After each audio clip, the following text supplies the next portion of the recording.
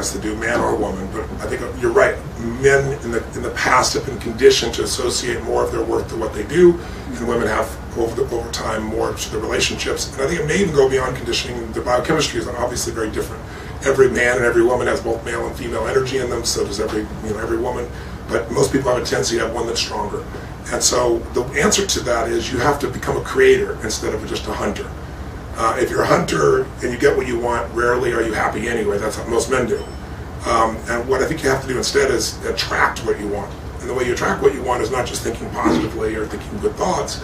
It's getting really specific about what it is you want, like anything in life. Almost anything you've ever achieved in your life, you got really clear. Something you got excited about, you got obsessed by, you thought about it. Almost everybody can relate to something I wanted so bad I couldn't stop thinking about it.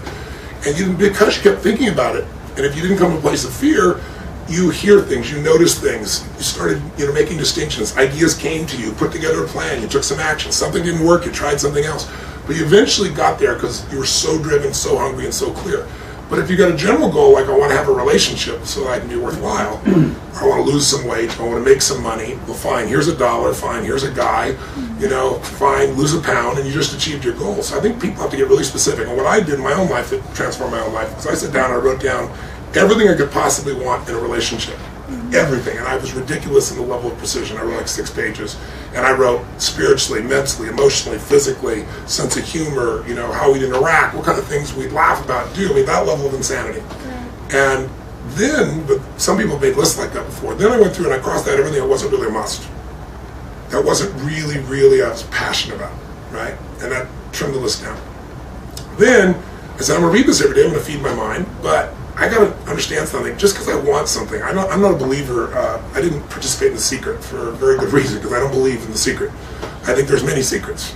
And I believe law of attraction is one of them. I've taught it for years, but it isn't. To make it like that's all of life is absurd. If all you have to do is think positively and hold it clearly, and then the secret is you'll attract your own thoughts, there are dozens and dozens of the laws in life that are also equally important. And who's to say that you're supposed to think of something and get it if everything you thought about you'd be bored out of your mind. Plus, not getting what you want is sometimes the most valuable thing that could ever happen to you. Because out of that, you become deeper, richer, stronger. You open up in a different level, and now you have more to give to other people as well as to give to yourself. It's somebody who says, I had a friend that was, I was mentioning this the other day, who when The Secret first came out, and he's a good friend of mine, he goes, some of the stuff you teach is more complex. This is so simple. That's what I like. It's really simple. I said, well, if you want simple, just go do it. Tell me how it's working. He said, well, I focused on green lights all the way here, and I got green lights all the way here. And I said, what are you going to do when you get red lights? You going to blame yourself? You think I'm not thinking positively enough? I said, you're going to say, oh, I'm messed up? And I said, that's just stupid. I said, you know what it is? It's like, are you saying the people that were in Auschwitz were there because they just weren't thinking positive enough and they attracted all this negativity to their life? That's absurd. We all have different life paths and different stages of our path, and each stage opens up different possibilities for us. So I'm a big believer that you have to put yourself in a position where you decide not only what you want, but who do you have to become to attract that, not just think positive. So it's like, I made a list of all the things that, what kind of man would I have to be for a woman of that caliber to want to be with me, not just for a day, a week, a month, or a year, but the rest of my life. And that was the powerful list.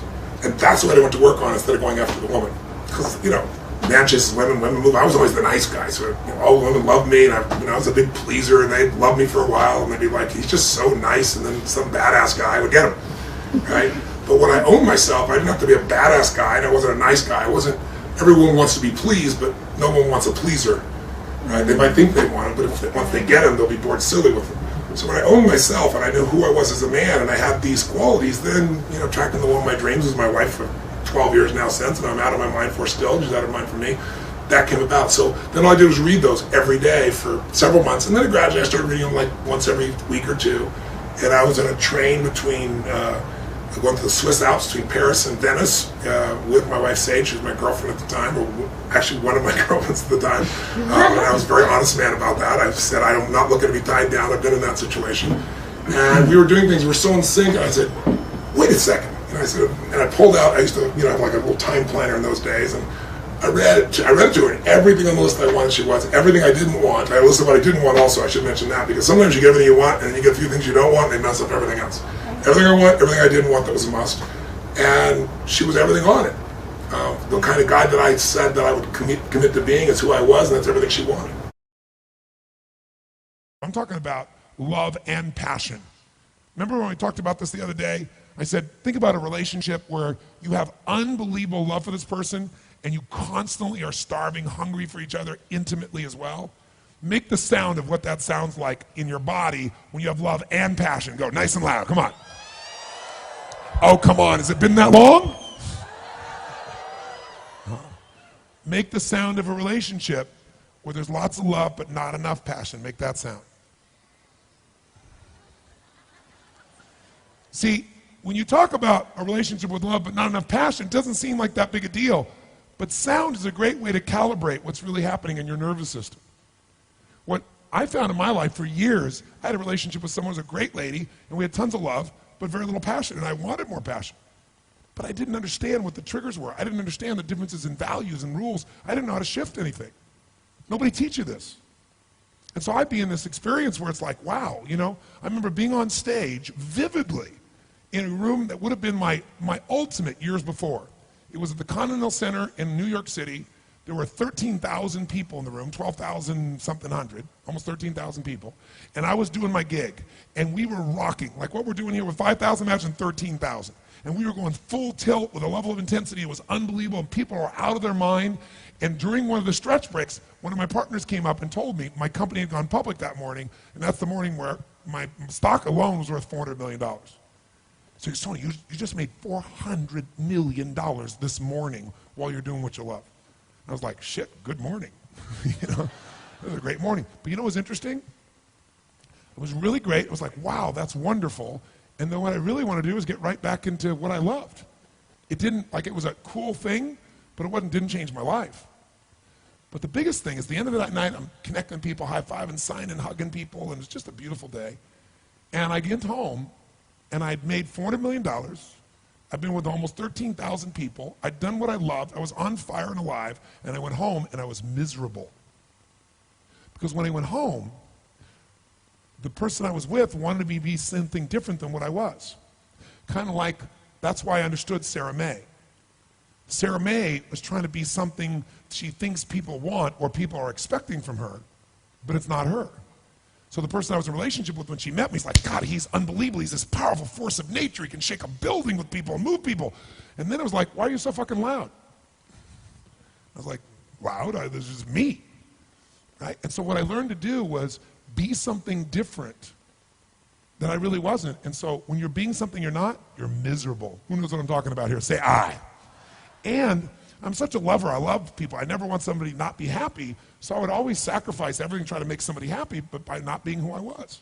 There was nothing wrong with her. I was just miserable because I didn't understand the game. When I finally figured this process out, and by the way, guess how I did it? I interviewed people. I had a couple guy was 92, woman's 89, came to my Date with Destiny seminar, and these two were physically all over each other all the time. I mean, so much so it was like, get a room. I mean, this is hard to watch, right? And everybody in the whole seminar noticed it, so I finally brought them on stage and interviewed them.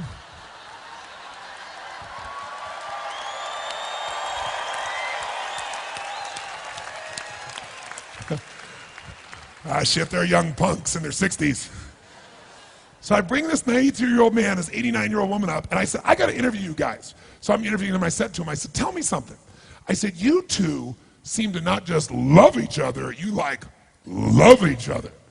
And they went, oh yeah. I mean, like, you're rather physical, aren't you? They said, oh yes, we love to be together. I said, and you guys have intimate relations? Oh yes, every day. Every day? Sometimes several times a day, the woman says. No exaggeration. And they were so adorable, and they were like all of each other, hugging each other, grabbing each other, touching each other. And I said to him, I said, okay, there are a lot of people that think when you're together 3, 4, 5, 10 years, you know, there's nothing new. They said, nothing new. They just aren't being flexible enough. They're not trying new things. I said, well, tell me something. What's your belief about, like, how do you stay intimate? The woman says, well, you can't just talk. You got to touch. And she said, like, touch lots of things. And she's so adorable. And so I said, so you guys have this passion all the time? Yeah. And I said, what's your belief? And he said, well, we believe that it's never boring. Because we believe there's nothing ugly between two people who love each other, nothing dirty between two people who love each other. She said, yeah, here's our rule. We try anything once, and if we like it, we do it again. So I spent 5 years interviewing people who've been together 20, 30, 40, 50 years, and they don't just have love, they have passion. They're not hanging out, they love each other. And it changed the game for me. And the biggest change in my life, I would give up everything in my life without no exaggeration, no hyperbole, everything I've ever learned, everything I've ever done for the relationship I have with my sage. She has been the great, I'd die for this woman, no exaggeration, but I couldn't have gotten to that place if I hadn't been through all those other places first. And the gift that I've got in that area is a gift you deserve. And anybody can have it. You could be with somebody together for 10 years and you could reignite it because you just didn't know the triggers. Or some of you may find that you're in a relationship where truthfully you are nothing in common. You're just scared shitless to end it because you're afraid of being alone. But there's a way to do this in a way where things can be elegant, but you can be free and you can bring to your life what you deserve. I tell people one thing. If you're not happy in your intimate relationship, you're not fucking happy. Because I don't give a shit how hard you work. I don't care how much money you make, how many trophies you get. In the end, if you don't have that aliveness and passion, a part of you is dead inside. And it doesn't have to be that way. I got to tell you something. Some of you may have seen some of the films of the people I've turned around who hate each other, want to kill each other, been together forever, have no attraction. And we don't just change them in that moment. We follow up. You see them a year later, 2 years later, 5 years later. They never go back because we rewire it.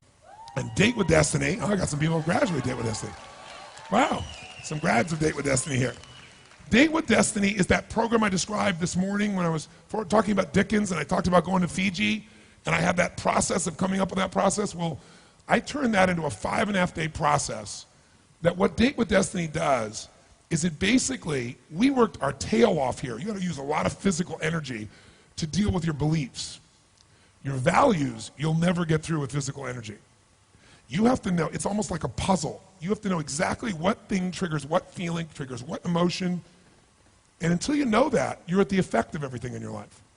What Date with Destiny does is it helps you get a plan for your life. Not a plan like scribbling it out, I have to live a certain way, but you begin to see how to take the different parts of you that have inner conflicts and align those parts so you're pulled exactly where you want to go.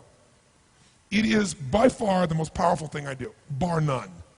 And the experience in those 5.5 days is like nothing you've experienced in your life because you're going to discover and basically learn how to trigger everything that controls every thought, every feeling, emotion in your life. And after about 4.5 days of doing this, where you now have complete mastery over your own life, then we bring in intimate relationship into it. Because what happens is, you get somebody that really has problems, and they put them with somebody else who loves them, who also have problems, you got big problems. Once you got yourself wired, now you can figure out how to create a relationship at the level you want. So, here's what I want you to know. How many of you would like to go to the next level of this process? Say aye. Then you got to deal with the two issues that always show up, time and money. Here's what I'll do. I'll handle the money side from my guarantee. You can go to anything I teach, half of it, if in your judgment it isn't the best frickin' thing you've ever done in your life, so you don't have to wonder, like, is his weekend the most he can do? This is nothing compared to where we're going. But you be the judge. You can get it all back. So you can go home if you decide to do this and tell somebody, I'm going to steal from him. I'm going to go half the program and take it all for free. You won't. It'll transform you. So that's number one. So you don't have to have any fear or wondering, is it worth it to you, or am I taking a financial risk? Zero financial risk. But you're going to have to come up with figuring out how to change and get through the time. School teachers, owners of businesses, whatever. But what I'll tell you is, it'll transform your life. This is the time you make an investment in yourself that'll go beyond anything you can imagine. Let me tell you about Date with Destiny. Here's what I'll tell you. Go. Go. Trust. If you trust me at all, if I did not betray your trust here, tell you, go.